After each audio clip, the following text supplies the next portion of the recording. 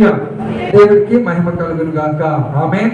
క్రీస్తునందు ప్రియమైనటువంటి సంగమా, మరి గత కొన్ని వారాలుగా మనం ప్రకటన గ్రంథం గురించి వివరిస్తూ ఉంటున్నాం. గతించినటువంటి వారము స్మరణ అనేటువంటి సంఘం గురించి ధ్యానించాము. అలాగే అంతకుముందు వారము ఎఫెసు సంఘం గురించి ధ్యానించాము. ఈరోజు పెర్గములో ఉన్నటువంటి సంఘం గురించి దేవుడు ఏం చెప్తూ ఉన్నాడు అనేటువంటి విషయాన్ని మనము ఆలోచన చేద్దాం. ఈ యొక్క పెర్గము అనేటువంటి ప్రాంతాన్ని మనము ఆలోచన చేసినట్లయితే, ఈ యొక్క పెర్గము అనేటువంటి ప్రాంతము కూడా ఆసియా మైనర్ అనేటువంటి ఆ యొక్క ఇప్పుడు ప్రస్తుతము టర్కీగా పిలువబడుతూ ఉంది. ప్రస్తుతము టర్కీ దేశంలో ఈ సంఘాలన్నీ కూడా ఉన్నాయన్నమాట. అయితే ఈ యొక్క పెర్గము అనేటువంటి మాటకు అర్థం ఏంటంటే ఎత్తైనది, ఉన్నతమైనది అని అర్థం. అంటే పెర్గమము అనేటువంటి మాటకు అర్థం ఏంటి? ఎత్తైనది, ఉన్నతమైనది అని అర్థం. ఎందుకు ఎత్తైనది, ఉన్నతమైనది అని అర్థము అంటే, ఈ యొక్క పెర్గమము అనేటువంటి ప్రాంతము ఎత్తైన కొండ మీద నిర్మించబడింది. అంటే చాలా ఎత్తైనటువంటి కొండ మీద నిర్మించబడింది. అలాగే ఈ యొక్క మొదటి 2 శతాబ్దాలలో, అంతకుముందు యేసు ప్రభు పుట్టక ముందు కూడా ఒక 50 సంవత్సరాల క్రితం అనుకోవచ్చు బహుశా, అప్పటి నుండి ఆ మొదటి 2 శతాబ్దాల వరకు ఈ పెర్గమము రోమా సామ్రాజ్యానికి చాలా ప్రధానమైనటువంటి పట్టణం. మరి ఎఫెసు, స్మరణ వలె ఈ యొక్క పెర్గమము అనేటువంటి పట్టణానికి లేదా ప్రాంతానికి సముద్ర తీర ప్రాంతాలు ఏమీ లేవు. మరి ఎందుకు అంత ప్రధానమైనది అని ఆలోచన చేస్తే, వారికి కొన్ని విషయాలు, ఆ ప్రాంతంలో కొన్ని విషయాలు ఉంటూ ఉన్నాయి. ఏంటి ఆ విషయాలు మనం అని ఆలోచన చేస్తే, ఈ యొక్క పెర్గమములో బహుదేవత ఆరాధన ఎక్కువగా ఉంది. ఈ పెర్గమము అనేటువంటి ప్రాంతంలో దేవాలయాలు ఎక్కువగా ఉన్నాయి. ఏంటి ఆ దేవాలయాలు అని మనము ఆలోచన చేస్తే, మొదటిది డెమేట్రీ లేదా డెమేటర్, ఇంగ్లీష్లో అయితే డెమేటర్ అనేటువంటి దేవత. ఆ దేవత ద్రాక్ష రసంకు అలాగే ఫుడ్ ప్రొవిజన్కు ఆమె సాదృశ్యం. ఓకేనా? నెక్స్ట్ మరొక దేవాలయం అక్కడ ఉంది, ఏథెనా. ఏంటి? ఏథెనా. ఈ యొక్క ఏథెనా అనేటువంటి ఈ యొక్క దేవత యొక్క ప్రాధాన్యము ఏంటంటే, ఇది జ్ఞానమును ఇస్తూ ఉంటుంది. ఇది జ్ఞానమును ఇస్తూ ఉంటుంది. అలాగే మరొకటి ప్రధానమైనటువంటిది ఏంటిదంటే అస్క్లేపియస్ అనేటువంటి దేవాలయం కూడా అక్కడ ఉంది. ఈ అస్క్లేపియస్ అనేటువంటి దేవాలయం దేనికి ప్రసిద్ధి అంటే, స్వస్థతకు, ఆరోగ్యానికి ఇచ్చేటువంటి ప్రసిద్ధి.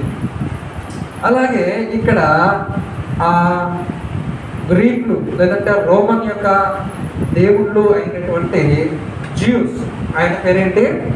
జ్యూస్.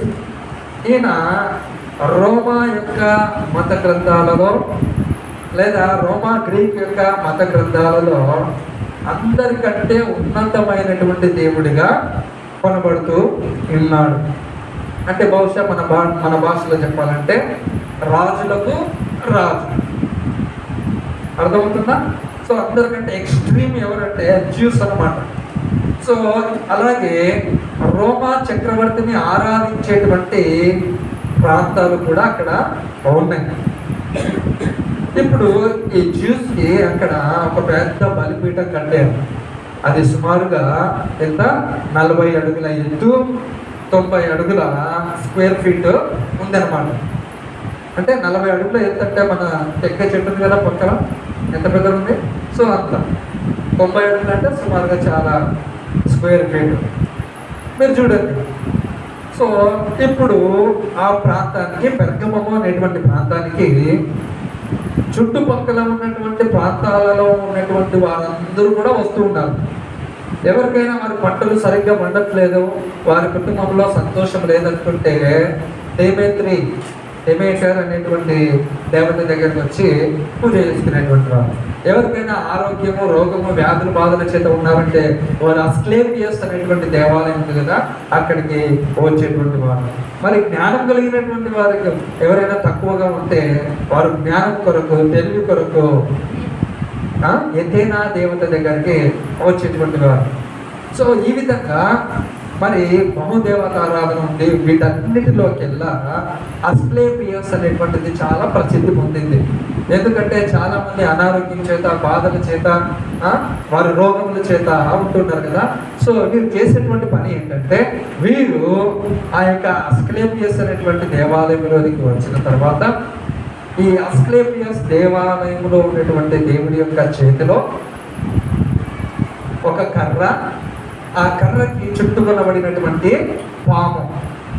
మీరు డాక్టర్స్ కార్ మీద కానీ వారి బైక్ మీద కానీ మీరు ఒక సింబల్ని చూసింటారు. ఏంటి ఆ సింబల్ అంటే, ఒక కర్ర ఉంటుంది, అటు ఇటు 2 పాములు ఉంటాయి. అది ఎక్కడి నుండి వచ్చింది అనేటువంటి విషయాన్ని మనం ఆలోచన చేస్తే, ఈ యొక్క అస్క్లేపియస్ అనేటువంటి దేవత వైద్యానికి, స్వస్థతకు, ఆరోగ్యానికి ప్రసిద్ధి.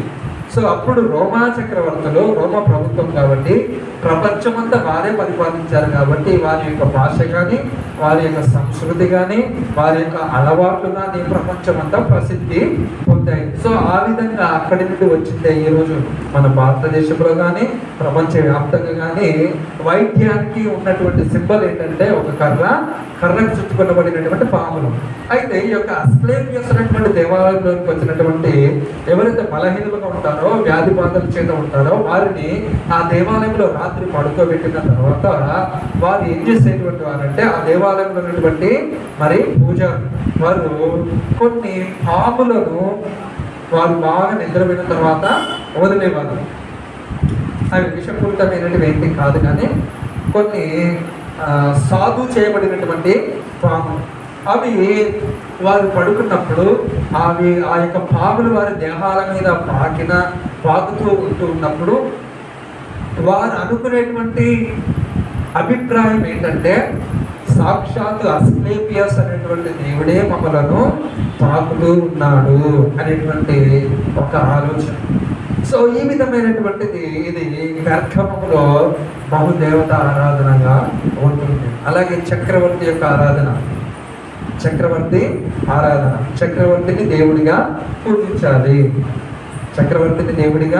పూజించాలి, భావించాలి. సో ఒకవేళ భావించకపోతే చాలా తీవ్రమైనటువంటి పరిణామాలు ఎదుర్కోవాల్సి ఉంటుంది. అలాగే మనము ఆలోచన చేస్తే ఈ పెర్గమములో 2వ అతిపెద్ద లైబ్రరీ కూడా ఇక్కడ ఉండేది. 2వ అతిపెద్ద లైబ్రరీ, మొదటి లైబ్రరీ ఏమో అలెగ్జాండ్రియా అనేటువంటి పట్టణంలో, ఈజిప్ట్ దేశంలో ఉంటే ఆ కాలంలో, దాని తర్వాత పెర్గమము 2వ అతిపెద్ద లైబ్రరీగా ఉంటుంది. చూడండి, ఇక్కడ మీరు చూసినట్లయితే ఇక్కడ స్వస్థతకు కావలసిన వారు, అలాగే మరి వారి యొక్క దీవించబడాలి అనేటువంటి వారు, అలాగే వారికి ఏదైనా పవర్ కావాలి అంటే జ్యూస్ దగ్గరకు వచ్చేటువంటి వారు, అంటే మానవునికి ఏదైతే ప్రధానమైనటువంటి కావాలో అవన్నీ కూడా ఈ యొక్క పెర్గములో ఉన్నాయి. సో ఈ విధంగా ఆ పెర్గమము ఈ యొక్క రోమా సామ్రాజ్యం అంతటికి రాజధానిగా చాలా ఏళ్ళు కొనియాడబడింది. సో ఇప్పుడు మనం ఆలోచన చేస్తే మొదటి వచనంలో 12వ వచనంలో ప్రభు చెప్తూ ఉన్నాడు, వాడి అయినా 2 అంచులు గల ఖడ్గం గలవాడు చెప్పు సంగతులు ఏమనగా. ఏమంటున్నాడు? వాడి అయినా 2 అంచులు గల ఖడ్గము గలవాడు. అంటే ఇక్కడ మనం ఆలోచన చేస్తే ప్రభువు మొదటి అధ్యాయంలో ఏదైతే యోహాను యొక్క దర్శనంలో యోహాను గారు దర్శనంలో తనకు తాను ప్రత్యక్షపరుచుకున్నాడో, ఆ దర్శనములో తూచా తప్పకుండా ఆయన తనను తాను తెలియజెప్తూ ఉంటున్నాడు. చాలా రూఢిగా, చాలా పగడ్బందీగా, చాలా ఖచ్చితంగా చెప్తూ ఉన్నాడు. వాడైనా రెండంచుల గల ఖడ్గం గలవాడు. ఎందుకు ఆ మాట అంటున్నాడు అనేటువంటి ఆలోచన విషయాన్ని మనం ఆలోచన చేస్తే, ఆ యొక్క రోమా సామ్రాజ్యంలో రోమా చక్రవర్తి కింద కొన్ని ప్రాంతాలను విభజించి ఆ ప్రాంతాలన్నిటి మీద ఒక గవర్నర్ని నియమించేటువంటి వాడు చక్రవర్తి. అర్థమవుతుందా? ఇప్పుడు ఫర్ ఎగ్జాంపుల్ మన భారతదేశం ఉంది. మన భారతదేశానికి అంతా హెడ్ ఎవరు? మోదీ గారు కదా. సో ఆయన ఏం చేశాడు? కొన్ని రాష్ట్రాలుగా విభజించి ఆ రాష్ట్రంలో మీద ఒక ముఖ్యమంత్రి అనేటువంటి వ్యక్తులను ఏర్పాటు చేశాడు. అంటే ఈ ముఖ్యమంత్రి అతనికి లెక్క అప్పచెప్పవలసినటువంటి వాడు. సో ఈ విధంగా రోమా చక్రవర్తి ఏం చేశాడంటే, రోమా పరిపాలిస్తున్నటువంటి పట్టణాలలో కొన్ని ప్రాంతాలను ప్రాంతాల మీద గవర్నర్ని నియమించేటువంటి వాడు. ఆ గవర్నర్కి ఒక అధికారము ఇచ్చేటువంటి వాడు. దానిని ఏమంటారంటే ఇస్ గ్లాడింగ్. ఏమంటారు? ఇస్ గ్లాడింగ్. ఏంటి ఇస్ గ్లాడింగ్ అంటే కత్తి హక్కు. ఆ రోమా గవర్నర్కి ఒక పదునైనటువంటి రెండంచులు గల ఖడ్గము ఉంటుంది. పదునైనటువంటి రెండంచులు గల ఖడ్గం ఉంటుంది. దాని అర్థం ఏంటంటే అతనికి అల్టిమేట్ అధికారం ఉంది.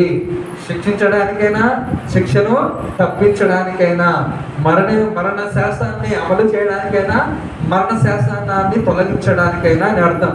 ఒక రోమా గవర్నర్ ఒక ప్రాంతంలో వచ్చి నిలబడ్డాడు అంటే అతడు రోమా చక్రవర్తికి ప్రతినిధిగా వచ్చి నిలబడి ఉన్నాడు. అతనికి ఆ ప్రాంతం అంతటి మీద సర్వాధికారం ఉందని అర్థం. సో ఈ విధంగా ప్రభువు ఏమని చెప్తున్నాడంటే, బెర్గములో ఉన్నటువంటి ఆ యొక్క సంఘానికి సర్వాధికారం కలిగినటువంటి వాడను నేనే, జీవింపజేసేటువంటి వాడను నేనే, న్యాయము తీర్చేటువంటి వాడను నేనే అనేటువంటి విషయాన్ని చెప్తూ ఉన్నాడు. రోమా గవర్నర్ కాదు, నేను అనేటువంటి విషయాన్ని ఆయన చెప్తూ ఉంటున్నాడు. అందుకే మనము ఆలోచన చేస్తే హెబ్రీ రాసినటువంటి పత్రిక 4:12 దేవుని యొక్క మాట దేనితో పోల్చబడింది? రెండంచుల ఖడ్గంతో పోల్చబడింది.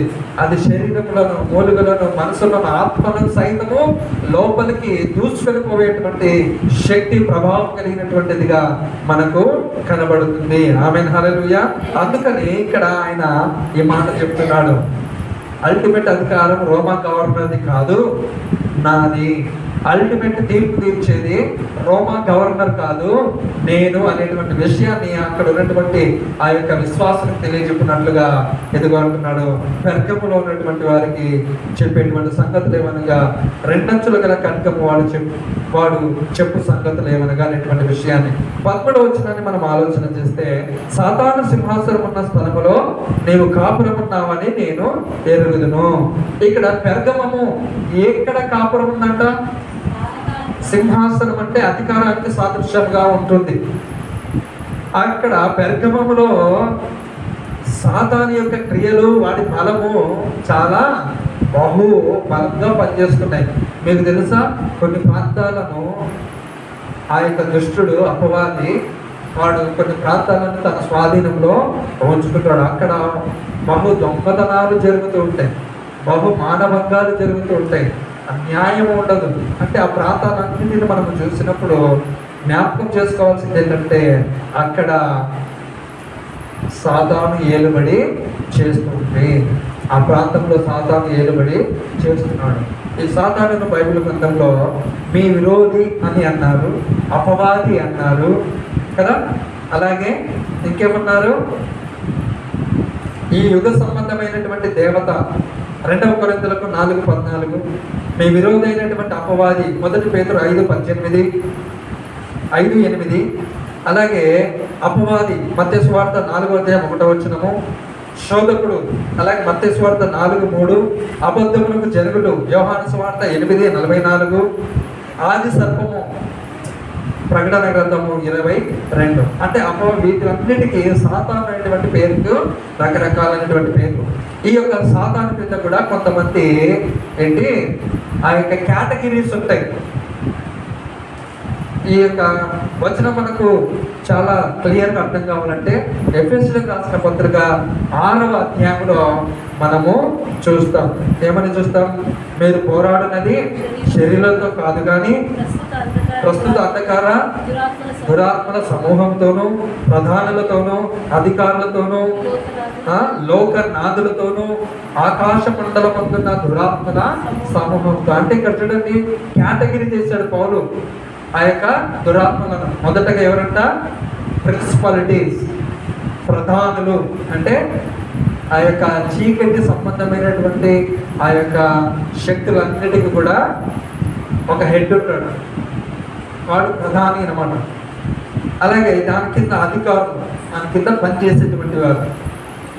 అలాగే దాని కింద అంధకార సంబంధము లోకనాథులు, తన ప్రతిరూపంలో ఉన్నటువంటి లోకనాథులతో, లోక అధికారులలో కూడా వాడు వారిని క్యాప్చర్ చేస్తాడు. వారి హృదయాలను క్యాప్చర్ చేసి ఆ రాష్ట్రం మీద కానీ లేదా ఆ ప్రాంతం మీద కానీ తన అధికారాన్ని, తన ఏలుబడిని, తన చీకటి సామ్రాజ్యాన్ని, తన అపవిత్రమైనటువంటి కార్యక్రమాలను వాడు కొనసాగిస్తాడు. అలాగే ఆకాశ మండలం ముందున్న దురాత్మల సమూహంతో అంటే కేటగిరీ ఉంటాయి అన్నమాట. చూడండి, ఇక్కడ మనము ఆలోచన చేస్తే వాళ్ళు ఎక్కడున్నారంట? సాతాను సింహాసనం ఉన్నటువంటి స్థలంలో పెర్గమ సంఘము ఉంది. అంటే అక్కడ బహు బలముగా సాతానుడు పనిచేస్తూ ఉన్నాడు. అక్కడ బహు బలముగా ఏంటి? విగ్రహారాధన ఉంది. అక్కడ బహు బలముగా అపవిత్రత జరుగుతూ ఉంది. అక్కడ బహు బలముగా జారత్వము జరుగుతూ ఉంది అనేటువంటి విషయాన్ని మనము జ్ఞాపకము చేసుకోవాలి. చూడండి, అలాగే ఆయన అంటున్నాడు కదా, నేను ఎరుగుదును.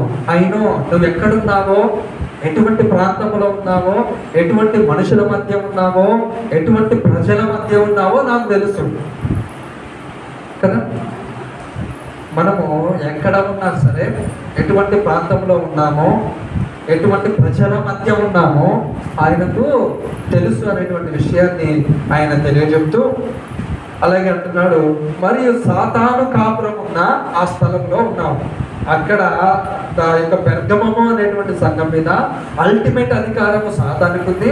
అలాగే ఆ ప్రాంతాలన్నిటిలో కూడా సాతాను ఏలుబడి చేస్తూ ఉన్నాడు అనేటువంటి విషయాన్ని ఇక్కడ చెప్తూ, అయితే అటువంటి పరిస్థితులలో కూడా నా యందు విశ్వాసి అయి ఉండి, ఏమంట? నా యందు విశ్వాసి అయి ఉండి, అటువంటి పరిస్థితులలో, అటువంటి అన్యజనుల మధ్య నీవు నీ యొక్క జీవన జ్యోతిని పట్టుకొని నిలబడము అంటే సాధారణమైన విషయము కాదు. ఎందుకు? వారి యొక్క విధానాలకి నీకు చాలా తేడా ఉంటుంది, వారి యొక్క మాటలకు నీకు చాలా తేడా ఉంటుంది, వారి యొక్క మరి ఆచార వ్యవహారాలకు నీ ఆచార వ్యవహారాలకు చాలా తేడాగా ఉంటుంది, వారు పనిచేసే విధానానికి నువ్వు పనిచేసే విధానానికి చాలా తేడా ఉంటుంది. ఫర్ ఎగ్జాంపుల్, ఒక 1000 మంది ఒక రూట్ వెళ్తున్నారు, ఒక్కడు మరొక రూట్ వెళ్తున్నాడు అనుకో, ఈ ఒక్కడు ఎంత బలంగా ఉండాలో కదా ఇలాగ వెళ్ళడానికి, అది తప్పు, అది వెళ్తున్న మార్గం సరైనది కాదు. కానీ లోకం ఏమంటుంది? లోకము అక్కడ ఉన్నటువంటి 99 మంది కంటే నువ్వు గ్రేటా, అందరూ పోతున్నారు, నువ్వు కూడా పోవాలి అనేటువంటిది ఆ యొక్క కాంప్రమైజింగ్ యొక్క లక్షణం. కానీ కొంతమంది పెర్గములో ఉన్నటువంటి వారు అలాగా లేరంట. ఎందుకు ఆ మాట చెప్తున్నాడంటే, అక్కడ మనం చెప్పుకున్నాం కదా, నువ్వు ఆ ప్రాంతంలో ఏదైనా వ్యాపారం చేసుకోవాలన్నా, నువ్వు ఆ ప్రాంతంలో ఏదైనా ఇంకా ఏదైనా చేయాలన్నా, నువ్వు తప్పనిసరిగా అక్కడ ఉన్నటువంటి వారి యొక్క ఆచారాలను నువ్వు పాటించాలి. ఏంటి ఆచారము? సీజర్ ప్రభు అని చెప్పాలి, చక్రవర్తి దేవుడు అని చెప్పాలి. సంవత్సరానికి ఒకసారి వచ్చి ఆ చక్రవర్తికి ఏర్పాటు చేసినటువంటి ఆ ధూపం మీద చిటికెడు ధూపం వేసి ఇలాగ మొక్కి, అంటే దాని అర్థం ఏంటంటే, నేను సీజర్ను ప్రభువుగా అంగీకరిస్తున్నాను అనేటువంటి మాట. అంటే చెప్పి నీ ఇష్టం, కాంప్రమైజ్. దాని తర్వాత నువ్వేమైనా చేసుకోవచ్చు, నీ యొక్క మత విశ్వాసాలను ప్రకటించుకోవచ్చు. అయితే అటువంటి పరిస్థితులలో కూడా ఎలా ఉన్నారంట, వీళ్ళు విశ్వాసంతో ఉన్నారు అనేటువంటి విషయాన్ని ప్రభువు తెలియజేస్తున్నాడు. చూడండి, నా యందు విశ్వాసి నన్ను గూర్చి సాక్షి అయిన అంతిపైన వాడు మీ మధ్యన చెప్పబడిన దినములలో. అంటే అంత భయంకరమైనటువంటి పరిస్థితులలో ఒక వ్యక్తి నిలబడ్డాడంట. ఇదిగో చక్రవర్తి ప్రభు అని ఒప్పుకోరు, నేను చక్రవర్తిని మానవ మాత్రం ప్రభు అని ఒప్పుకోను, ఒప్పుకోకపోతే నీకు దారుణమైన పరిస్థితిని ఎదుర్కోవాల్సి ఉంటుంది, నో ప్రాబ్లం అని అన్నప్పుడు ఆ రోమా గవర్నర్ బహుశా ఈ అంతిపైను చంపివేసినటువంటి వ్యక్తిగా ఉండవచ్చు.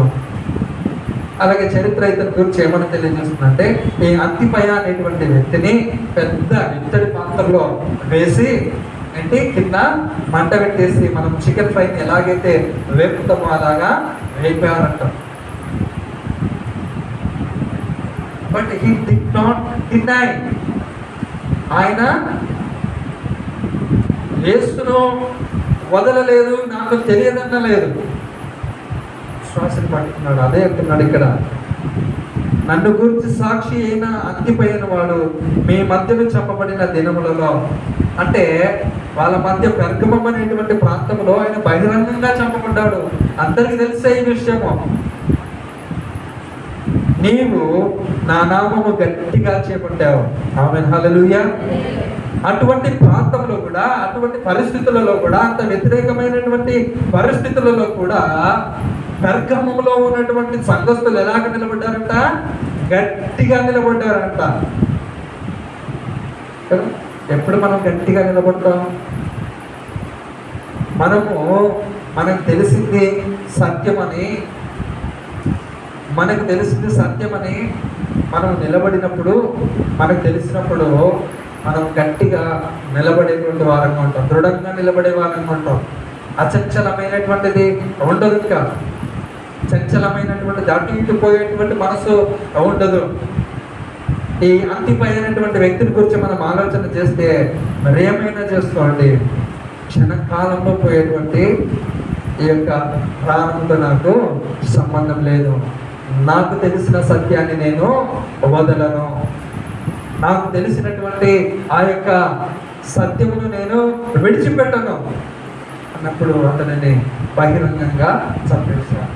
ఇదిగో, ఎవరైనా చక్రవర్తికి వ్యతిరేకంగా తిరిగితే, ఎవరైనా మా యొక్క ఆచార సాంప్రదాయ వ్యవహారాలకు వ్యతిరేకంగా తిరిగితే, ఎవరైనా మాకు ఉన్నటువంటి ఆ యొక్క అస్క్లేపియస్ అనేటువంటి దేవాలయం గురించి కానీ, అథెనా అనేటువంటి దేవాలయం గురించి కానీ, అలాగే డెమెటియర్ అనేటువంటి దేవాలయం గురించి కానీ ఎవరైనా తక్కువగా మాట్లాడితే వారందరికీ ఇదే గట్టిపడుతుంది అని బహిరంగంగా అంతిపైనే శిక్షించారు. బట్ అక్కడ ఉన్నటువంటి విశ్వాసులు ప్రభువుని ఏమాత్రం కూడా వదలలేదంట. ప్రియ సంగమా, ఈరోజు నువ్వు ఆలోచించుకోవాలి, నీకు ఎటువంటి పరిస్థితులు ఎదురవుతున్నాయి, నీ యొక్క ఇరుగు పొరుగు వారు ఎటువంటి పరిస్థితులు ఉందా, ఎటువంటి ఆలోచన మనస్తత్వం కలిగినటువంటి వారు ఉన్నారు అనేటువంటి విషయం. అటువంటి పరిస్థితులలో నీ విశ్వాసం ఏంటి? కాంప్రమైజింగ్, సర్లే అందరూ చేస్తున్నారు కదా మనం చేద్దాం అనేటువంటి విషయంలో ఉంటున్నావా? ఆలోచన చేసుకోవాలి.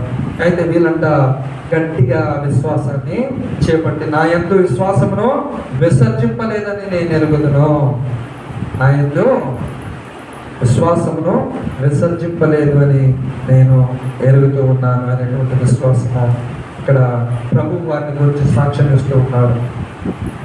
చూడండి, దాని తర్వాత మనం ఆలోచన చేస్తే 14వ వచనంలో ఆయన అంటూ ఉన్నాడు, ఏమని? ఆయనను నేను నీ మీద కొన్ని తప్పిదములు మోపవలసి ఉన్నది. చూడండి, ప్రభువు వారి యొక్క విశ్వాసాన్ని బట్టి అభినందిస్తున్నాడు, వారి విశ్వాసాన్ని బట్టి ఆనందిస్తూ ఉన్నాడు, వారి విశ్వాసాన్ని బట్టి వారిని ఎంతగానో పొగుడుతూ ఉన్నాడు. అట్ ది సేమ్ టైం ఏం చేస్తున్నాడు? వారిలో మరొక కొంచెము మిశ్రిత జనము కూడా ఉంది. వీళ్ళు ఎవరంటే, వీళ్ళు అటు ఇటుగా ఉంటూ ఉన్నారు. ఇది రైట్ అంటే ఇక్కడికి వెళ్తాడు, ఇది రైట్ అంటే ఇక్కడికి వెళ్తాడు. అది చేయాలంటే సరే నేను మీతో వస్తాను అంటాడు, ఇది చేయాలంటే నేను మీతో వస్తాను అంటే ఎవరు ఏది చెప్పినా అట మిక్స్ అయిపోయేటువంటి వారు ఉన్నారు. సంఘంలో కూడా అలాంటి వ్యక్తులు ఉంటారు. సంఘంలో నిక్కచ్చిగా ఉండేటువంటి విశ్వాసులు, దేవుని వాక్యానికి మాత్రమే గౌరవించేటువంటి విశ్వాసులు ఉంటారు.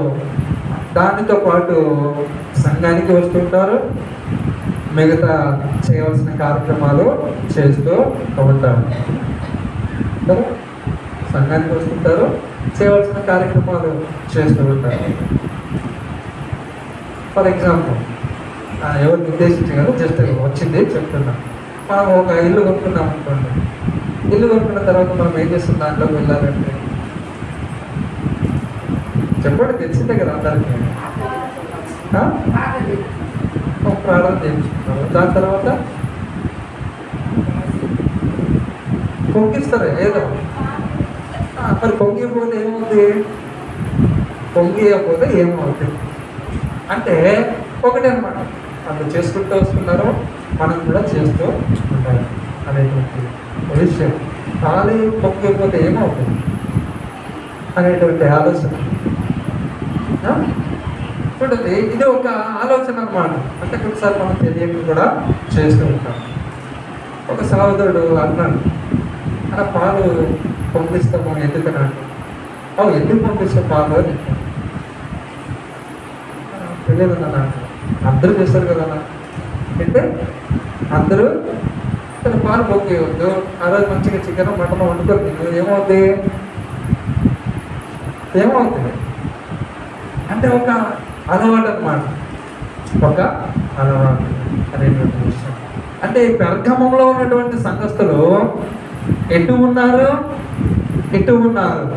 అనేటువంటి విషయం మనము ఆలోచన చేయాలి. అందుకే ఇక్కడ అంటున్నాడు, వారి విశ్వాసాన్ని బట్టి అభినందిస్తున్నాడు, అలాగే వారిలో ఉన్నటువంటి తప్పిదాలను కూడా ఎత్తి చూపిస్తున్నాడు. చూడండి, ఆ విషయాన్ని మనం ఆలోచన చేస్తే, నీ మీద నేను కొన్ని తప్పిదములు మోపవలసి ఉన్నవి, కొన్ని అభ్యంతరాలు చెప్తున్నాడు. అవేమనగా విగ్రహములకు బలి ఇచ్చిన వాటిని తిన్నట్లు, జారత్వము చేయనట్లు, ఇశ్రాయేలీలకు ఊరి ఒట్టుమని బాలాకులకు నేర్పిన బిలాము బోధను అనుసరించేవారు నీలో ఉన్నారు. ఎవడి బిలాము అనేటువంటి విషయాన్ని మనం ఆలోచన చేస్తే, మీరు సంఖ్యాకాండము 22వ అధ్యాయం నుండి 25వ అధ్యాయం వరకు ఈ యొక్క బాలామును గురించి ఉంటుంది.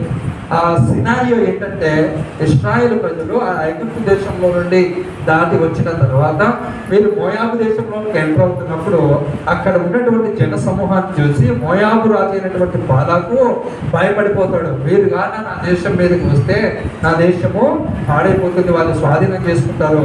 సో ఇప్పుడు ఏం చేద్దామంటే, ఇదిగో బిలాము అనేటువంటి ప్రవక్త, ఒక దేవుని ప్రవక్త ఉన్నాడు, అతని దగ్గరికి వెళ్తానని ఆయన దగ్గరికి వెళ్ళి, ఇదిగో బిలాము డబ్బు నువ్వేం చేయాలంటే, రేపు ఫలానా టైం ఫలానా స్థలంకి వచ్చి, ఇదిగో ఒక జనం వస్తుంది, ఆ జనాన్ని నువ్వు శపించాలి.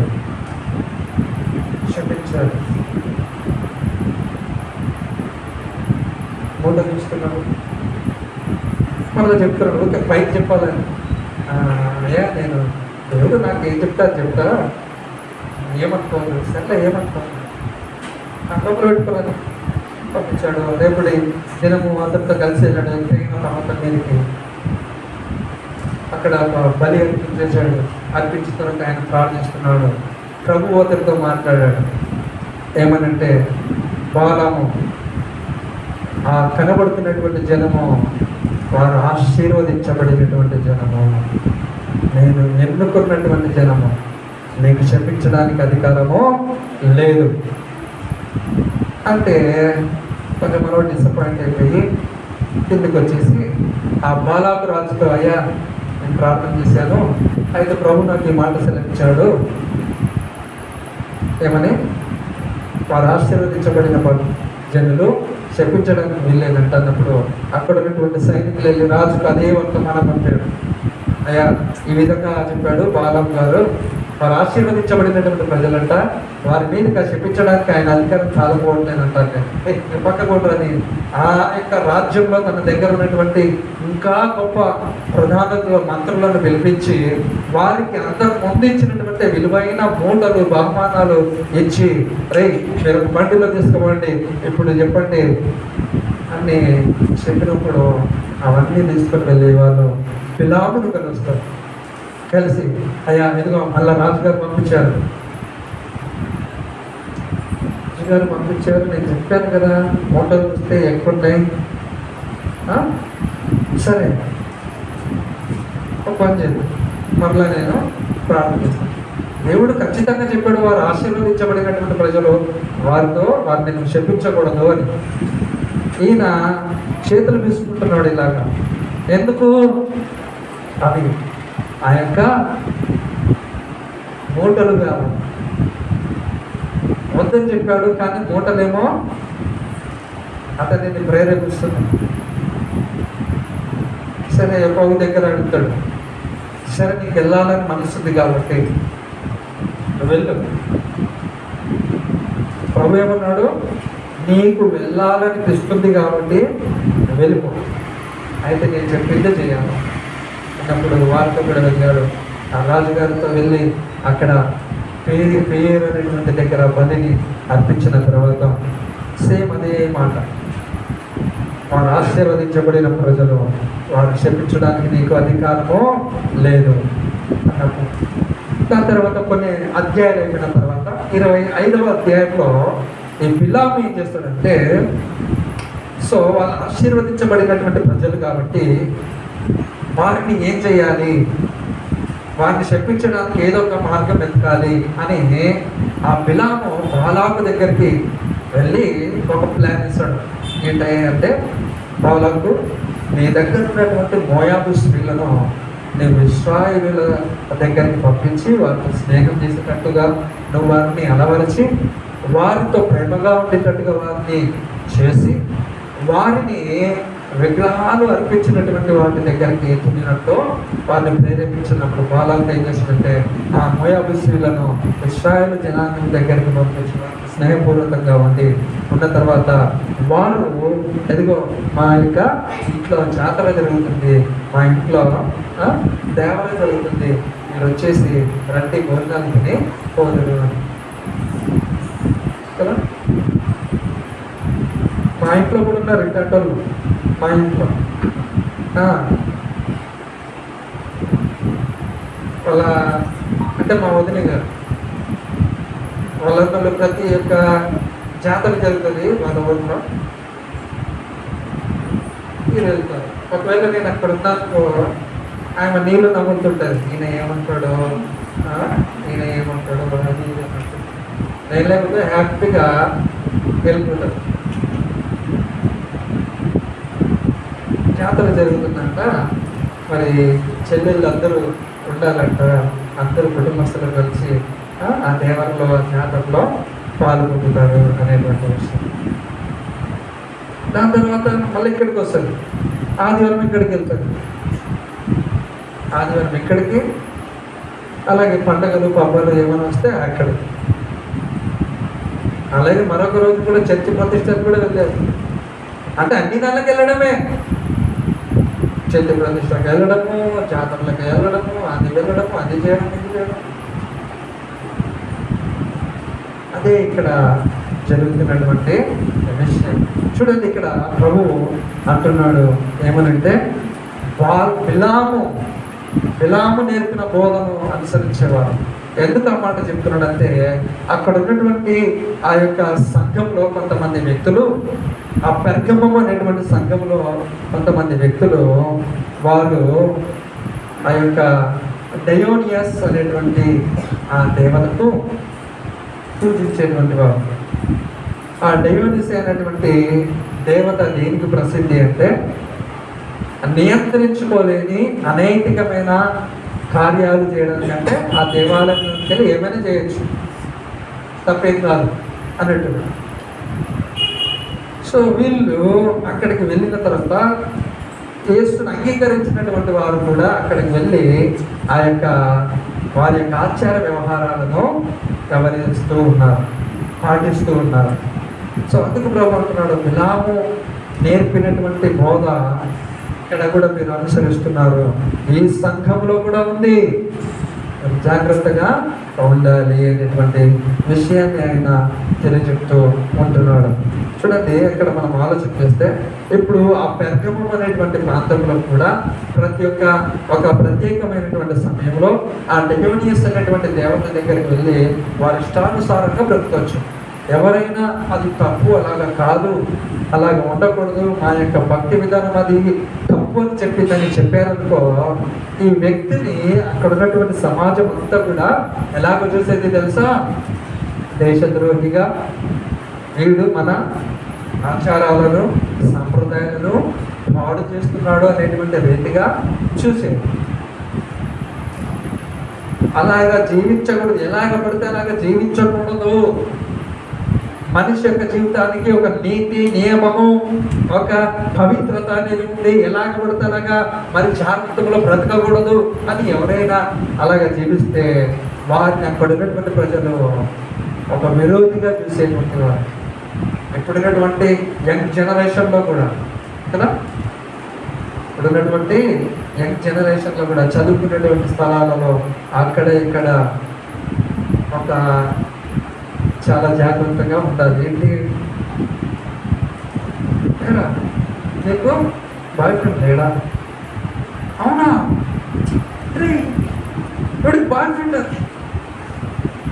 అంటే చూడండి లోకము ఎలా ఉంది. సరిగ్గా ఒక వ్యక్తి జీవిస్తూ ఉంటే వాడిని, లేదంటే ఆ వ్యక్తిని చేతగాని వాడిగా, ఏమీ తెలియని వాడిగా, లోకం తెలియని వాడిగా, అతడికి జ్ఞానం లేని వాడిగా, బుద్ధిహీనుడిగా ముద్ర వేస్తుంది. ఎందుకు? అమ్మాయిలు లేరు, సిగరెట్ లేదు, ఇంకా ఏమి లేదు.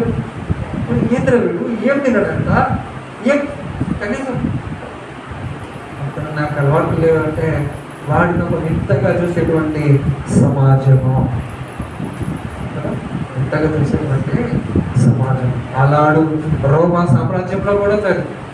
ఎవరైనా అలాగా జీవించడం తప్పు అని చెప్తే వారు చాలా మెత్తగా చూసేటువంటి వారు. దీని గురించి రోమా చరిత్రకారుడైనటువంటి సిసిరో ఈ విధంగా చెప్తాడు, యువకులకు చాలా మంది స్త్రీలను ప్రేమించే హక్కు ఉండకూడదని ఏ వ్యక్తి అనుకుంటాడో ఆ వ్యక్తి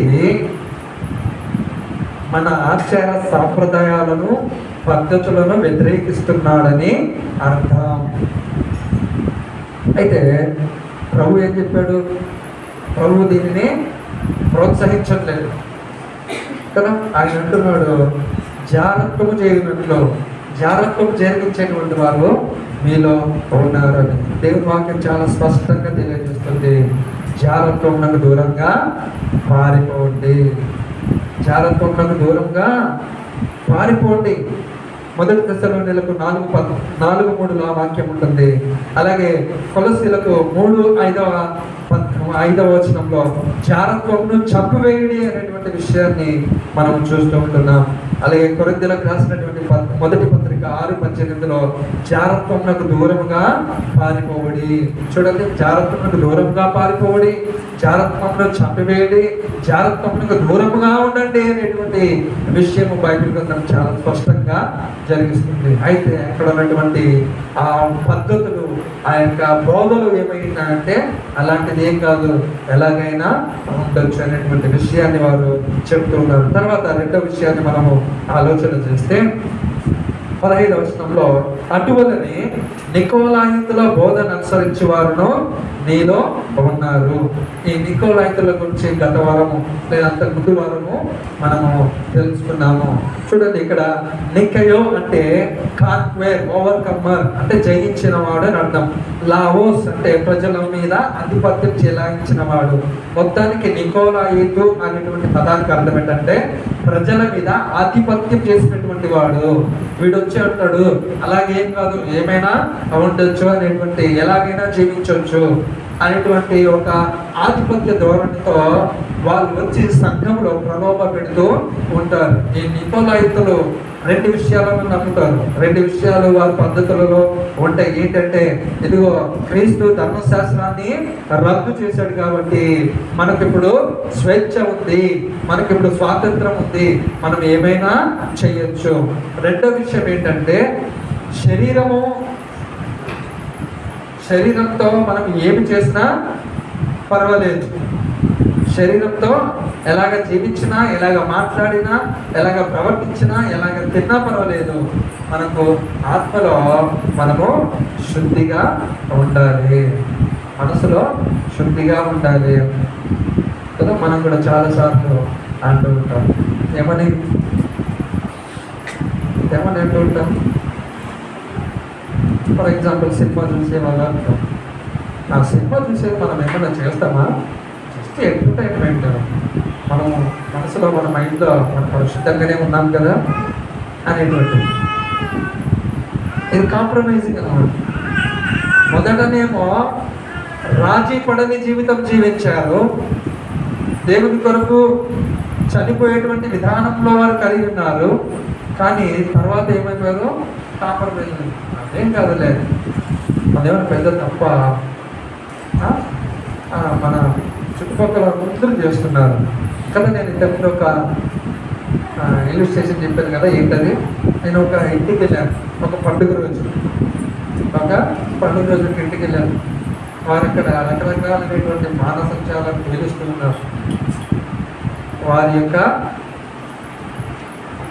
బంధువులు, వారి తండ్రి గారు చాలా క్రైస్తవ కుటుంబంలోనే కొన్ని సంవత్సరాలుగా ఉన్నటువంటి వారు, సుమారుగా 40-50 సంవత్సరాలుగా ఉన్నటువంటి వారు. అటువంటి వారు ఏం చేశారు? టపాసులు ఇవి కాలుస్తున్నారు. ఫలానా పర్టికులర్ రోజు నేను అన్నాను, అన్న ఏంటి ఇది, పిల్లలు ఏడుస్తున్నారా తీసుకుని వచ్చాను. అదేమన్నా తప్ప ఏంటి, అదేమన్నా తప్ప? తప్పెందుకు కాదు? ఫలానా రోజును కరెక్ట్గా అందరూ చేసినట్టుగా చేస్తూ ఉన్నాం, తప్పెందుకు కాదు అనేటువంటి వాదన అక్కడ వచ్చింది. సో ఏది ఏమైనప్పటికీ మనకు తెలియకుండానే చాలాసార్లు మనము ఈ లోకంతో మిళితమైపోతూ ఉంటాం, రాజీ పడిపోతూ ఉంటాం. అందరూ చేస్తున్నారులే, మనము కూడా చేద్దాం అనేటువంటిది. ఈ నికోలాయితులు కూడా ఆ విధమైన బోధించేవాడు. ఏం కాదు, విగ్రహాలకు బలి అర్పించింది తిన్నా ఏం కాదు, ధ్యానం చేసిన ఏం కాదు, ఎందుకంటే క్రీస్తు ధర్మశాస్త్రాన్ని తీసివేశాడు.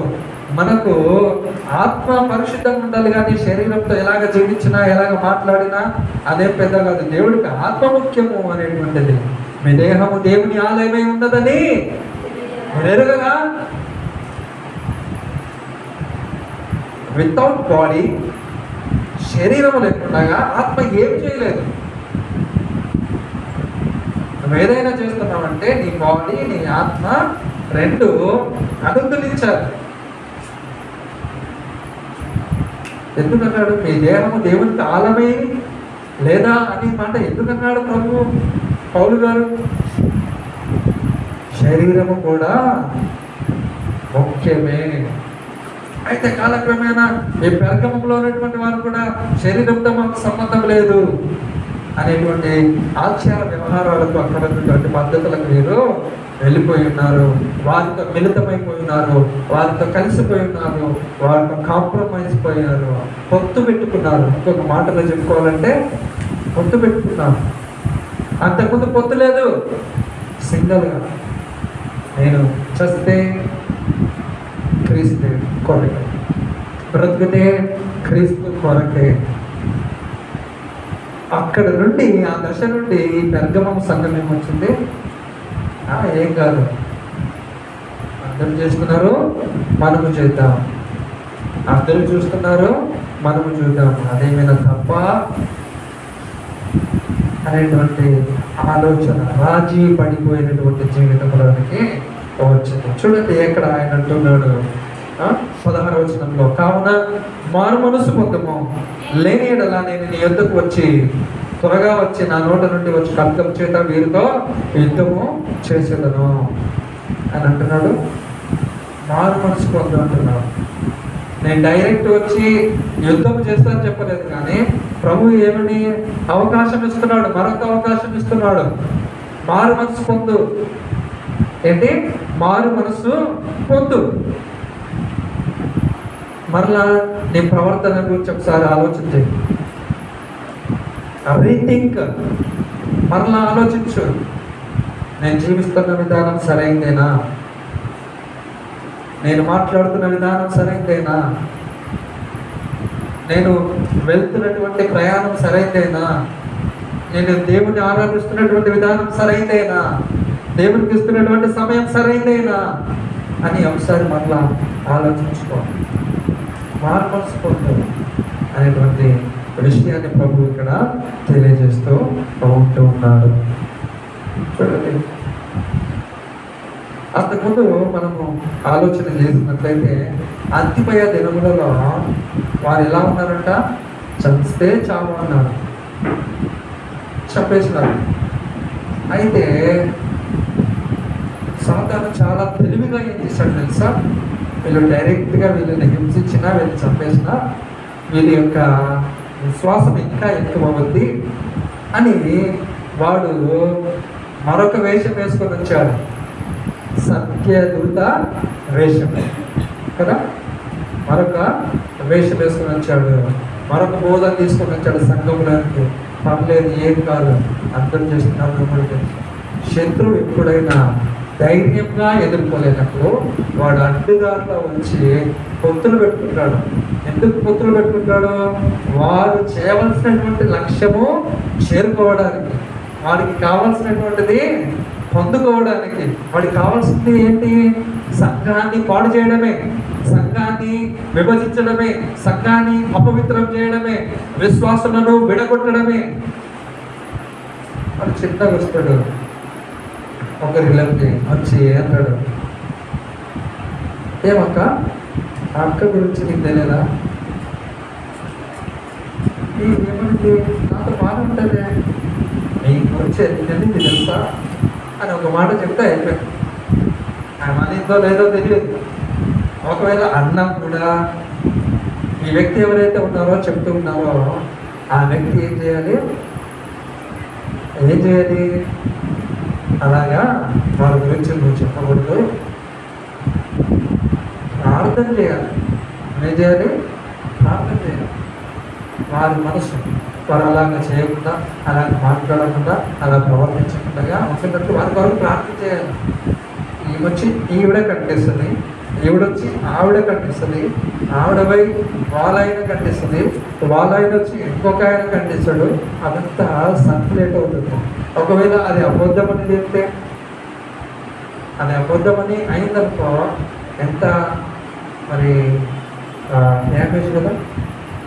కొంతమందికి ఇలాంటి సంఘాన్ని విడగొట్టడానికి, సంఘాన్ని పాడు చేయడానికి, విశ్వాసులను వాడు దూరం చేయడానికి ఇటువంటి ప్రణాళికలు చేస్తారు సింపుల్గా. అది నీకు కూడా తెలియదు, అది నీకు కూడా తెలియదు, వాడు నేను వాడుకుంటున్నాడని మొత్తము విడిపోయింది వాడి యొక్క లక్ష్యం. మారు మనసు పొందుతున్నాడు. దేవుడు ఎప్పుడైనా సరే డైరెక్ట్గా తప్పు చేసిన వెంటనే శిక్షించే వ్యక్తి కాదు, అవకాశం ఇస్తాడు. మారు మనసు పొందాలి, తెలుసుకోవాలని అవకాశం ఇస్తాడు.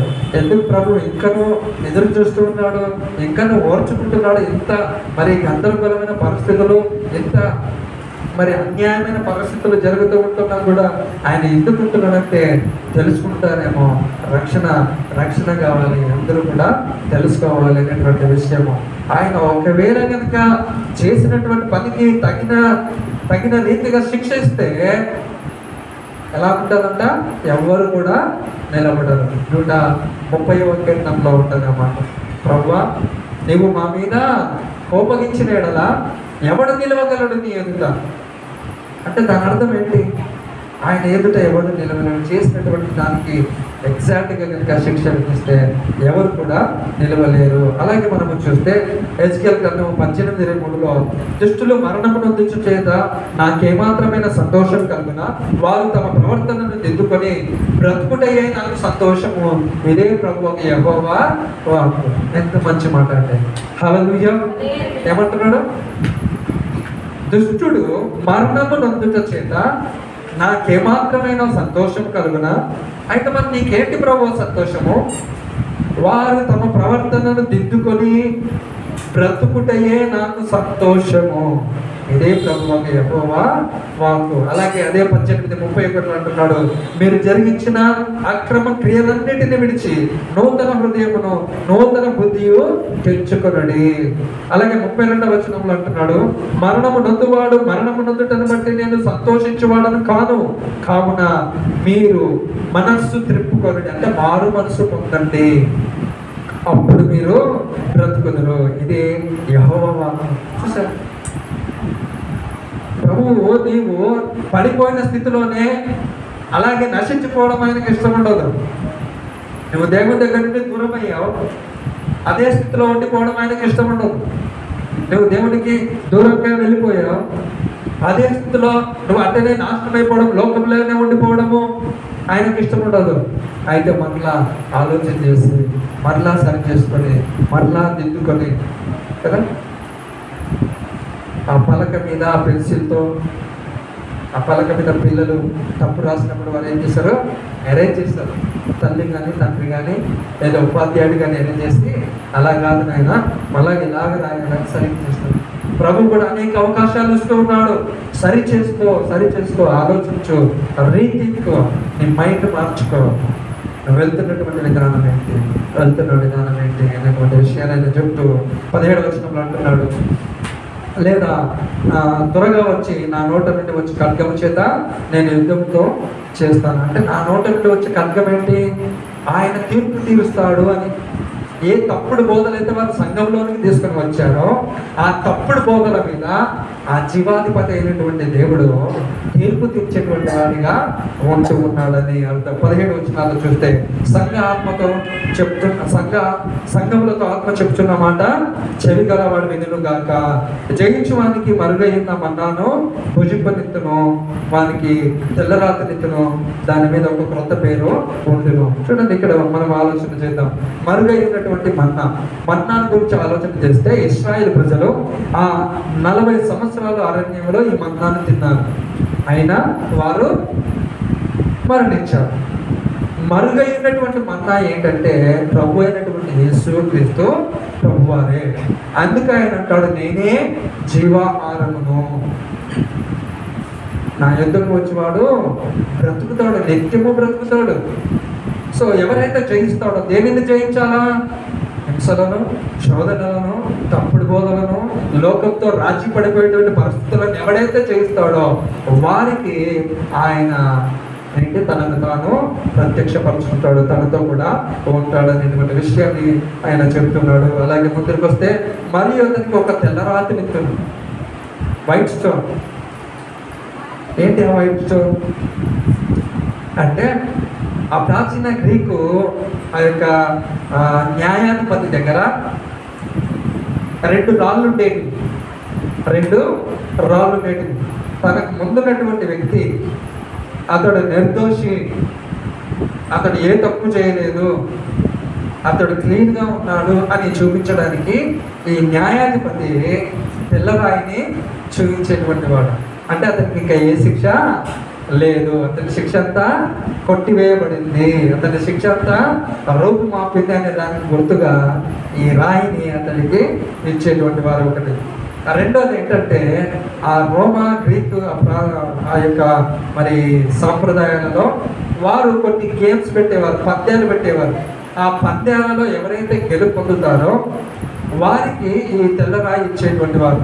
పంద్యాలు గెలిచిన తర్వాత విజేతలకు ఈ తెల్లరాయిని ఇస్తారు. దాని తర్వాత ఒక పెద్ద వారందరికి, జయించిన వారందరికీ కూడా, విజేతలందరికీ కూడా ఒక పెద్ద సభ ఏర్పాటు చేసి వారిని గౌరవించి అక్కడ గొప్ప విందు జరుగుతుంది. ఇప్పుడు ఎవరైతే ఆ పందెంలో గెలుపొందారో వారు ఆ సభలో పాల్పొందాలంటే వారు ఈ తెల్లరాయిని, వారికి ఇచ్చినటువంటి తెల్లరాయి నుంచి ఆ ద్వారపాలకుడి దగ్గరికి చూపించాలి. చూస్తే ఆ ద్వారపాలకుడికి అర్థమవుతుంది ఇతడు పందెంలో జయించినటువంటి వాడు, ఇతనికి అర్హత ఉంది అని. అతడు ఏం చేస్తాడంటే ఆ సభలోనికి, ఆ విందులోనికి ఈ వ్యక్తిని ప్రవేశిస్తాడు. ప్రభు ఇక్కడ అంటున్నాడు, నేను తెల్లరాయిని ఇస్తానంటే నువ్వు ఈ లోకంలో ఉన్నటువంటి ఆత్మీయ యుద్ధంలో గెలుపొందిన తర్వాత నీకు కూడా ఒక టికెట్ లాంటిది అక్కడ నేను ఇస్తాను. జీవ గ్రంథం మందు ఎవరిని పేరైతే రాయబడిందో వాడు మాత్రమే ఆ విందులో పాల్గొంటాడు. తెల్లరాతికి అర్థమవుతుందా? ఎందుకు తెల్లరాతిని ఇస్తున్నాడు అంటే అక్కడ ఉన్నటువంటి ఆ యొక్క విషయాన్ని ప్రభు తెలియజేస్తున్నాడు. జయించిన వారికి తెల్లరాతిని ఇస్తాను. ఒకవేళ ఆయన ఆ న్యాయాధిపతి అక్కడ ఎదుర్కొన్నటువంటి వ్యక్తికి నల్లరాయి చూపించాడనుకో, అతడు శిక్షకు పాత్రుడు, అతడు నిత్య నరకమునకు పాత్రుడు. నువ్వు జయించేటువంటి వ్యక్తిగా ఉండాలి. మరి క్రొత్త పేరు అని అంటున్నాడు కదా, ఆ రాయి మీద క్రొత్త పేరు. ఏంటి క్రొత్త పేరు? క్రొత్త పేరు అంటే బహుశా అది యేసుక్రీస్తు పేరై ఉంటుంది అని బైబిల్ పండితులు చెప్తున్నారు. లేదా అది ఏ వ్యక్తి అయితే, ఫర్ ఎగ్జాంపుల్ నేను ఆ రాత్రి చేసుకున్నాను అనుకో, నా పేరు ఉండొచ్చు, లేదా యేసుక్రీస్తు పేరు ఉండొచ్చు. ఒకవేళ యేసుక్రీస్తు పేరు ఎందుకయ్యా అంటే యేసుక్రీస్తు ద్వారానే రక్షణ, విమోచన అనేటువంటి విషయాన్ని మనము జ్ఞాపకం చేసుకోవాలి. ఆయన నామంలో బాప్తిసం పొంది ఆయన నామంలో ప్రార్థించినటువంటి వాడు ప్రభువు అని ఒప్పుకున్నవాడు రక్షింపబడని దేని మాత్రం సెలవిస్తుంది కదా. సో ఆ రాయి మీద ఒకవేళ యేసు ప్రభు పేరు ఉంటే నువ్వు చనిపోయిన తర్వాత ఆ రాయిని తీసుకొని, లేదంటే ఆ ఎంట్రీ దగ్గరికి వెళ్ళినప్పుడు ఆ వ్యక్తి ఈ saved in the name of Jesus, ఇతడు క్రీస్తులో కడగబడినటువంటి వాడు, క్రీస్తులో రక్షణ పొందినటువంటి వాడు అని చూసి వెళ్ళు, ఆ గొర్రెపిల్ల విందులోనికి వెళ్ళు అనే ఒక ఎంట్రీ టికెట్గా ఉండొచ్చు. లేదా విశ్వాసి పేరు అయితే అనేటువంటి అర్థాన్ని ఏంటంటే ఆయన తనకిష్టమైనటువంటి పేరుతో వారిని పిలిచి ఉండొచ్చు అనేటువంటి విషయం. ఫర్ ఎగ్జాంపుల్ మనం చూస్తే ఆయన ఒక దాసుడిని గురించి ఈ విధంగా మాట్లాడతాడు, బలా నమ్మకమైన దాసుడా నువ్వు ఆ విందులో పాల్గొను అనేటువంటి విషయం. అంటే నీకు ఆయనకి ఇష్టం వచ్చినటువంటి పేరు, నీవు బ్రతికినటువంటి విధానాన్ని బట్టి నువ్వు సాక్షిగా ఉన్నావు, నువ్వు నమ్మకంగా ఉన్నావు, నువ్వు విశ్వాసంగా ఉన్నావు, నువ్వు ధైర్యంగా ఉన్నావు అనేటువంటి పేరు ఏదైనా కావచ్చు, నమ్మకంగా ఉన్నావు అనేటువంటి పేరు ఏదైనా కావచ్చు. వచ్చినప్పుడు అది చూస్తే ఆ ఎంట్రీ టికెట్ మాత్రం అన్నమాట. చూసారా ప్రభు ఇంత మాట్లాడుతున్నాడు వారితో, మీరు జయించేటువంటి వారిగా ఉంటారు. ఈ పెర్గమ సంఘము చాలా ప్రారంభించింది మాత్రం చాలా గట్టిగా ప్రారంభించింది. కాలక్రమేణా అది అక్కడ ఉన్నటువంటి లోకంతో కలిసిపోయింది. ప్రియ సంగమా, ఈరోజు ఆలోచించుకోవాలి, నీ విశ్వాసము ఎలాగా ఉంది? కలిసిపోయిందా?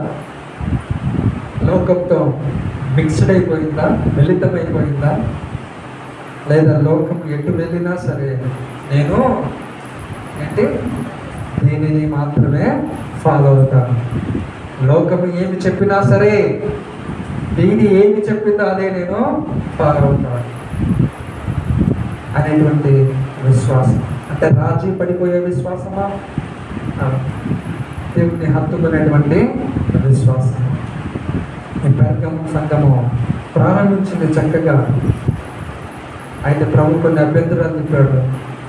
అభ్యంతరాలు చెప్పి శిక్షించలేదు, కానీ సరి చేసుకోవడానికి అవకాశం ఇచ్చాడు. ఈరోజు నీకు కూడా ప్రభు అవకాశం ఇస్తున్నాడు. నీ జీవితం ఎలా ఉంది ప్రభు యొక్క దృష్టిలో? సంఘంలో మీ యొక్క పాత్ర ఎలా ఉంది?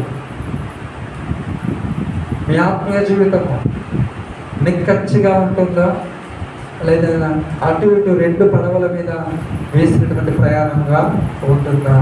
ఆలోచన చేసుకోవాలి. తలను వంచండి, ప్రార్థన చేసుకుందాం. ఒకసారి ఆలోచన చేద్దాం. మనమందరం కూడా మీ యొక్క విశ్వాస జీవితం ఎలా ఉందో. ఒకవేళ కొన్ని విషయాలలో మీరు రాజీ పడిపోతున్నారా?